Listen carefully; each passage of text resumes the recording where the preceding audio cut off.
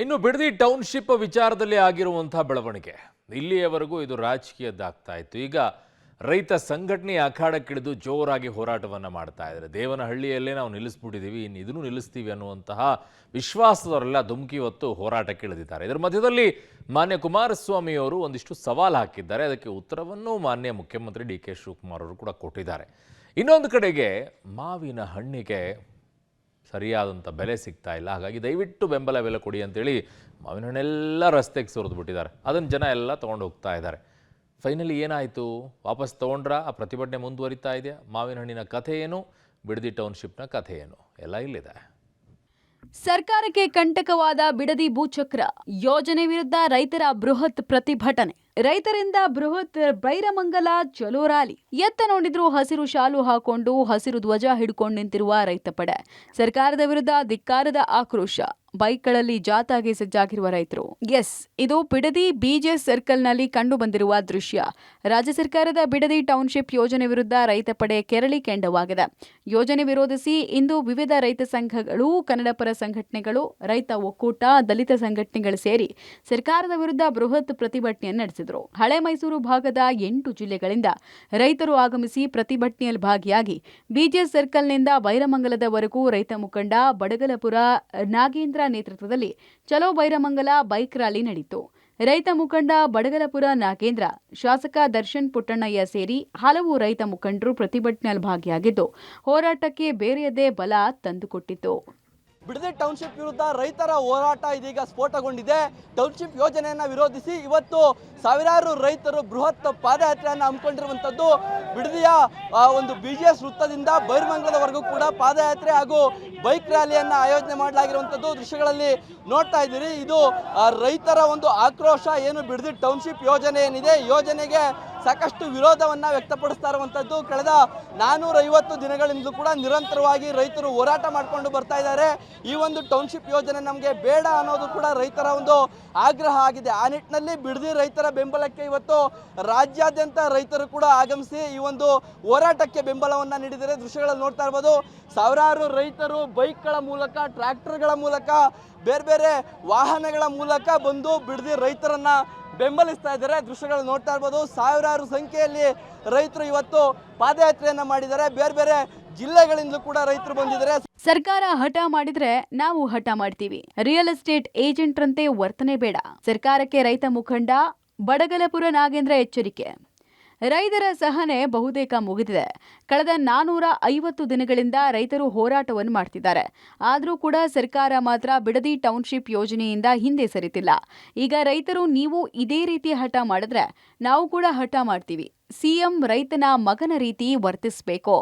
Real estate agent ತರ ವರ್ತನೆ ಬೇಡ ಅಂತ ರೈತ ಮುಖಂಡ ಬಡಗಲಪುರ ನಾಗೇಂದ್ರ ಗುಡುಗಿದ್ದಾರೆ. ಯಾವುದೇ ಸರ್ಕಾರ ನಾವು ಏನು ಬೇಕು ಅಂತೀವಿ ಅದು ಕೊಡೋದಿಲ್ಲ. ನಾವು ಬೇಡ ಅಂತೀವಿ, ಅದನ್ನು ಜಾರಿ ತರಕ್ಕೆ ಪ್ರಯತ್ನ ಮಾಡ್ತೀವಿ. ಇದು ಒಂದು ರಿಯಲ್ ಎಸ್ಟೇಟ್ ದಂಧೆ. ಟೌನ್ಶಿಪ್ ನೆಪದಲ್ಲಿ ರೈತರ ಫಲವತ್ತಾದ ಭೂಮಿಯನ್ನು ಕಿತ್ಕೊಳ್ತಾ ಇದ್ದಾರೆ. ಆ ಕಿತ್ಕೊಂಡಂಥ ರೈತರಿಗೆ ಭಿಕ್ಷಾ ರೂಪದಲ್ಲಿ ಪರಿಹಾರ ಕೊಡ್ತಿರೋದು. ಕೋಟಿಗಳೇನು ದೊಡ್ಡದಲ್ಲ ರೈತರಿಗೆ. ಆ ರೈತರು ಬದುಕು ಎಲ್ಲಿ ನಿರ್ಮಾಣ ಮಾಡಿಕೊಡ್ತಾರೆ? ಯಾವುದಾದ್ರೂ ನಾಗರಿಕವಾಗಿರೋಂಥ ಮನುಷ್ಯ ಅಥವಾ ವಿವೇಕ ಎಂಥ ಪ್ರಭುತ್ವ ಈ ಥರ ಫಲವತ್ತಾದ ಭೂಮಿಯನ್ನು ಯಾವುದೇ ಉದ್ದೇಶಕ್ಕೂ ಮಾಡಲ್ಲ. ಸರ್ಕಾರ ಅಟಕ್ ಬಿದ್ದರೆ ನಾವು ಅಟಕ್ ಬೀಳ್ತೀವಿ. ಬರೀ ವಿಧಾನಸೌಧದಲ್ಲಿ ಕುಂತ್ಕೊಂಡು ಅಧಿಕಾರ ನಡೆಸೋಕ್ಕಲ್ಲ. ನಾವು ಜನಪ್ರತಿನಿಧಿ 5 ವರ್ಷ ನಡೆಸುವಂತ ಕೊಟ್ಟಿರೋದು. ಜನ ಏನು ಹೇಳ್ತೀವಿ ಅದಕ್ಕೆ ಕೇಳೋದು ನಾಗರಿಕ ಸರ್ಕಾರ. ಮತ್ತೆ ಹಳೆ ಚಾಳಿ ಶುರು. ಸುಟ್ಟರು ಹೋಗದ ಹುಟ್ಟು ಗುಣ. ಬೈರಮಂಗಲಕ್ಕೆ ಬನ್ನಿ ಹೋಗೋಣ, ರೈತರನ್ನ ಕೇಳೋಣ. ಸಿಎಂ ಡಿಕೆಶಿಗೆ ಕುಮಾರಸ್ವಾಮಿ ಬಹಿರಂಗ ಸವಾಲು. ಬಿಡದಿಯ ಟೌನ್ಶಿಪ್ ಯೋಜನೆ ಆರಂಭದಲ್ಲೇ ಎಚ್ಡಿಕೆ ವರ್ಸಸ್ ಡಿಕೆಶಿ ಯುದ್ಧಕ್ಕೆ ವೇದಿಕೆ ಆಗಿದೆ. ಬಿಡದಿ ಟೌನ್ಶಿಪ್ ಲೂಟಿ ಹೊಡೆಯುವ ಯೋಜನೆ ಅಂತ ಕುಮಾರಸ್ವಾಮಿ ಹೇಳಿದ್ರೆ ಇದು ಕುಮಾರಸ್ವಾಮಿಯವರದ್ದೇ ಕನಸಿನ ಕೂಸು ಅಂತ ಸಿಎಂ ಡಿಕೆಶಿ ಕೌಂಟರ್ ಕೊಡ್ತಿದ್ದಾರೆ. ಇದೇ ವಿಚಾರವಾಗಿ ಇಂದು ಮಾಧ್ಯಮಗೋಷ್ಠಿ ನಡೆಸಿದ ಕೇಂದ್ರ ಸಚಿವ ಎಚ್ಡಿ ಕುಮಾರಸ್ವಾಮಿ ಡಿಕೆಶಿ ವಿರುದ್ಧ ವಾಗ್ದಾಳಿ ನಡೆಸಿದ್ರು. ನನ್ನ ಕಾಲದಲ್ಲಿ ಇದು ಆರಂಭ ಆಯಿತು ಅಂತಾರೆ. ಆಗ ಇದೇ ಡಿಕೆಶಿ ಸಿದ್ದರಾಮಯ್ಯ ಯೋಜನೆಯನ್ನ ವಿರೋಧಿಸಿದ್ರು. ಈ ಯೋಜನೆ ಪುಡಾರಿಗಳನ್ನ, ಮಾಫಿಯಾದವರನ್ನ ಇಟ್ಕೊಂಡು ನಡೆಸಲಾಗ್ತಾ ಇದೆ. ಎಷ್ಟು ಜನ ರೈತರು ಒಪ್ಪಿಕೊಂಡಿದ್ದಾರೆ ಅನ್ನೋದನ್ನ ಕೇಳೋಣ. ಬೈರಮಂಗಲಕ್ಕೆ ಬನ್ನಿ ಅಂತ ಬಹಿರಂಗ ಸವಾಲು ಎಸೆದ್ರು. ನಿನ್ನದು ನೋಟಿಫಿಕೇಶನ್ ಆಗುತ್ತದೆ ನೋಡಲಿ ಬರೆದು ಬಿಟ್ಟಿದ್ದಾರೆ ಅಂತ ಇವರಿಗೆ ಕೆಲವು ರೈತರ ಹತ್ರ ಭೂಮಿ ಲಪಟಾಯಿಸ್ತಾರೆ ಅನ್ನೋದಕ್ಕೆ ಇವ್ರು ಹೇಳ್ಕೊತಾರೆ. ದೊಡ್ಡ ದಂಧೆ ನಡೆಯುತ್ತಿದೆ, ಇದರ ಬಗ್ಗೆ ದೊಡ್ಡ ತನಿಖೆ ಆಗಬೇಕು. ನಮ್ಮ ಅಧಿಕಾರಿಗಳು ಇದಕ್ಕೆ ಮನ್ನಣೆ ಕೊಡಬಾರದು. ನಮ್ಮ ರೈತನ ಭೂಮಿಯನ್ನು, ಸ್ವಾಭಿಮಾನವನ್ನು ಕಾಪಾಡಲಿಕ್ಕೆ ಸರ್ಕಾರ ಬದ್ಧವಾಗಬೇಕು. ಏನು ಅವರ ಹಿಂದೆ ಘೋಷಣೆ ಮಾಡುತ್ತಿದ್ದಾರೋ ಇದು ರೈತರ ಮಕ್ಕಳ ಸರ್ಕಾರ, 1 ಎಕರೆ ರೈತರ ಜಮೀನನ್ನು ನಾವು ಕೊಡುವುದಿಲ್ಲ, ರೈತರು ಹಾಳಾಗೋದಕ್ಕೆ ಬಿಡುವುದಿಲ್ಲವೆಂದು ಏನು ಅವರ ಒಂದು ವಚನವನ್ನು ಈ ರಾಜ್ಯದ ಜನತೆಗೆ ಕೊಟ್ಟಿರೋ ಆ ವಚನವನ್ನು ಅವರು ಪಾಲನೆ ಮಾಡಬೇಕು. ಇದೆಲ್ಲ ಅವ್ರ ಭಾಷಣ. ಇಲ್ಲಿ ಫಲವತ್ತಾದ ಭೂಮಿ ಅಂತೆಲ್ಲ ಅವರೇ ಹೇಳ್ಕೊಂಡು ಹೋಗ್ತಾರೆ. ಬರಲಿ ವೇದಿಕೆ ಮೇಲೆ ಎಲ್ಲ ಮಾಡ್ತೀವಿ ಅಂತ, ಬನ್ನಿ ಬೈರಮಂಗಲಕ್ಕೆ ಹೋಗೋಣ. ನಿಜಕ್ಕೂ ರೈತರು ಒಪ್ಪಿದ್ದಾರೆ, ಇಲ್ಲಿ ಮಾಡಬಾರದು ಮಾಡಿದ್ದೀರಿ, ಅದೇನು MLA ಹೋಗ್ಬಿಟ್ಟು ಚೆಕ್ ಕೊಡೋದು ಉಂಟಾ? ಇದು ಯಾವಾಗಲಿಂದ ಈ ಹೊಸ ಕಾನೂನು ತಂದ್ರಿ? ನೋಡಪ್ಪ, ನಾನಂತೂ ಆರಾಮಾಗಿದ್ದೀನಿ. ನಿಮಗೆ ಭಾಳ, ಯಾಕೆಂದರೆ ಸರ್ಕಾರ ನಡೆಸ್ತಾ ಇದ್ದೀರಿ, ಹಲವಾರು ರೀತಿಯಲ್ಲಿ ಇವೆಂಥವು ಟೇಪಿಗೆ ಇಟ್ಟಿಟ್ಟು ಮೆಜರ್ಮೆಂಟ್ ಇಟ್ಟು ಮಧ್ಯರಾತ್ರಿ 12 ಗಂಟೆ ರಾತ್ರಿ 1 ಗಂಟೆ ರಾತ್ರಿವರೆಗೂ ಕೆಲಸದಲ್ಲಿ ಬ್ಯುಸಿ ಇರ್ತೀರಪ್ಪ. ನೀವು ಅದೆಲ್ಲ ಬಿಟ್ಟು ಯಾವಾಗ ಸ್ವಲ್ಪ ಸಮಯ ಮಾಡ್ಕೊತೀರಿ, ನೀನೇ ಕೊಡಪ್ಪ, ನೀವೇ ಕೊಡಿ ಡೇಟ್ನ, ನಾನು ಬರ್ತೀನಿ ಅಂತ ಹೇಳಿದ್ದೀನಿ. ಈಗಲೂ ಅದೇ ಹೇಳೋದು, ನಾನು ಫ್ರೀ ಇದ್ದೀನಿ, ಯಾವ ಬೇಕಾದ್ರೂ ಬರ್ತೀನಿ ಅಂತ ಅವತ್ತು ಹೇಳಿದ್ದೀನಿ. ಇನ್ನು ಕುಮಾರಸ್ವಾಮಿ ಪಂಥಾಹ್ವಾನಕ್ಕೆ ಕೌಂಟರ್ ಕೊಟ್ಟಿರುವ DK ಶಿವಕುಮಾರ್, ನಾನೇನು ಮಾತಾಡಲ್ಲ, ಅವರು ಕರೆದಾಗ ಬಂದಿಲ್ಲ ಅಷ್ಟೇ ಅಂತ ಹೇಳಿದ್ದಾರೆ. ನಾನೇನು ಮಾತಾಡೋದಿಲ್ಲ, ಕರೆದಾಗ ಬರಲಿಲ್ಲ, ಅಸೆಂಬ್ಲಿ ಇದೆ, ಅವರ ಅನುಭವಿ ರಾಜಕಾರಣಿಗಳ ಹತ್ರ ಮಾತಾಡಿಸ್ಲಿ, ಉತ್ತರ ಕೊಡೋಣ. ಕೆಲವೊಂದಿಷ್ಟು ದಾಖಲೆಗಳು ಬಿಡುಗಡೆ ಮಾಡಿದ್ದಾರೆ ಸರ್ ಅವರು. I wish them all the best. 400 ಜನ ಅಬ್ಜೆಕ್ಷನ್ ಹಾಕಿದ್ದಾರೆ, ಅದಕ್ಕೆ ಉತ್ತರ ಕೊಟ್ಟಿಲ್ಲ ಅಂತ ಹೇಳ್ತಾರೆ. ಟೌನ್ಶಿಪ್ ವಿಚಾರ ಕುಮಾರಸ್ವಾಮಿ ಮತ್ತು DK ಶಿವಕುಮಾರ್ ಅವರ ನಡುವೆ ಮತ್ತೊಂದು ಹಂತದ ಯುದ್ಧಕ್ಕೆ ಸಾಕ್ಷಿಯಾಗ್ತಿದೆ. ಕುಮಾರಸ್ವಾಮಿಯವರ ಕನಸಿನ ಕೂಸು ಹೊಂದಿದ್ದಂತಹ DK ಶಿವಕುಮಾರ್ ಅವರಿಗೆ ಕುಮಾರಸ್ವಾಮಿಯವರು ದಾಖಲಾತಿ ಸಮೇತ ತಿರುಗೇಟನ್ನು ಕೊಡುವಂತಹ ಪ್ರಯತ್ನವನ್ನು ಇವತ್ತು ಮಾಡಿದರು. ಹಿಂದೆ ಕುಮಾರಸ್ವಾಮಿಯವರು ಮುಖ್ಯಮಂತ್ರಿ ಆಗಿದ್ದಂಥ ಸಂದರ್ಭದಲ್ಲಿ ಇದೇ DK ಶಿವಕುಮಾರ್ ಮತ್ತು ಸಿದ್ದರಾಮಯ್ಯನವರು ಈ ಒಂದು ಪ್ರಾಜೆಕ್ಟ್ಗೆ ವಿರೋಧ ಮಾಡಿದ್ರು ಅಂತ ಅಧಿವೇಶನದ ನಡಾವಳಿಗಳ ಸಮೇತ ವಿವರವನ್ನು ಮುಂದಿಟ್ಟರು. ಅಲ್ಲದೆ CM DK ಶಿವಕುಮಾರ್ ಅವರಿಗೆ ರೈತರ ಮಧ್ಯೆ ಹೋಗಿ ಚರ್ಚೆ ಮಾಡೋಣ ಬನ್ನಿ ಅನ್ನುವಂತಹ ಪಂಥಾಹ್ವಾನವನ್ನು ಕೂಡ ಕುಮಾರಸ್ವಾಮಿಯವರು ನೀಡಿದ್ದಾರೆ. ಈ ಒಂದು ಯುದ್ಧ ಯಾವ ಹಂತಕ್ಕೆ ಹೋಗಿ ನಿಲ್ಲುತ್ತೆ ಕಾದ್ ನೋಡಬೇಕು. ಕೋಲಾರದಲ್ಲಿ ಮಾವು ಬೆಳೆಗಾರರ ಪ್ರತಿಭಟನೆ, ಮಾವಿನ ಬೆಂಬಲ ಬೆಲೆಗಾಗಿ ರೈತರ ಆಗ್ರಹ. ಒಂದ್ ಕಡೆ ಬಿಡದಿಯಲ್ಲಿ ಭೂಮಿ ಉಳಿಸಿಕೊಳ್ಳೋಕೆ ರೈತರು ಹೋರಾಟವನ್ನ ಮಾಡ್ತಾ ಇದ್ರೆ, ಮತ್ತೊಂದು ಕಡೆ ಕೋಲಾರದಲ್ಲಿ ಮಾವು ಬೆಳೆಗಾರರು ಬೆಂಬಲ ಬೆಲೆ ನೀಡುವಂತೆ ಆಗ್ರಹಿಸಿ ಕೋಲಾರ ಬಂದ್ಗೆ ಕರೆ ಕೊಟ್ಟರು. ನಗರದ ಪ್ರಮುಖ ರಸ್ತೆಗಳನ್ನ ಬಂದ್ ಮಾಡಿಸಿದ ಮಾವು ಬೆಳೆಗಾರರು ಮಾರುಕಟ್ಟೆಯಲ್ಲಿ ಮಾವಿಗೆ ಕನಿಷ್ಠ ಬೆಂಬಲ ಬೆಲೆ ನೀಡುವಂತೆ ಆಗ್ರಹಿಸಿದ್ರು. ಕನಿಷ್ಠ 8 ರಿಂದ 10 ಸಾವಿರ ಬೆಂಬಲ ಬೆಲೆಗೆ ಆಗ್ರಹಿಸಿ ಪ್ರತಿಭಟನೆ ಮಾಡಲಾಯಿತು. ರಸ್ತೆಯಲ್ಲಿ ಮಾವು ಸುರಿದು ಟೈರ್ಗೆ ಬೆಂಕಿ ಹಚ್ಚಿ ಆಂಧ್ರಪ್ರದೇಶದ ಮಾದರಿಯಲ್ಲಿ ಬೆಂಬಲ ಬೆಲೆಗೆ ಆಗ್ರಹಿಸಿದ್ರು.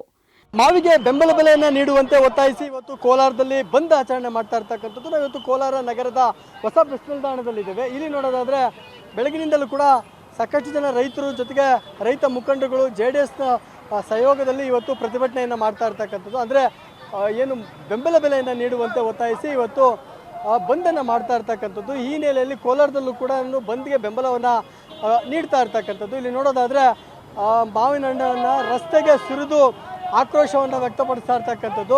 ಸಾಕಷ್ಟು ಜನ ರೈತರು ಜೊತೆಗೆ ಮಾವು ಬೆಳೆಗಾರರು, JDS ಮುಖಂಡರುಗಳು, ರೈತ ಸಂಘದ ಮುಖಂಡರುಗಳು ಇವತ್ತು ರಸ್ತೆಯಲ್ಲಿ ಸುರಿದು ಆಕ್ರೋಶವನ್ನು ವ್ಯಕ್ತಪಡಿಸ್ತಾ ಇರ್ತಕ್ಕಂಥದ್ದು.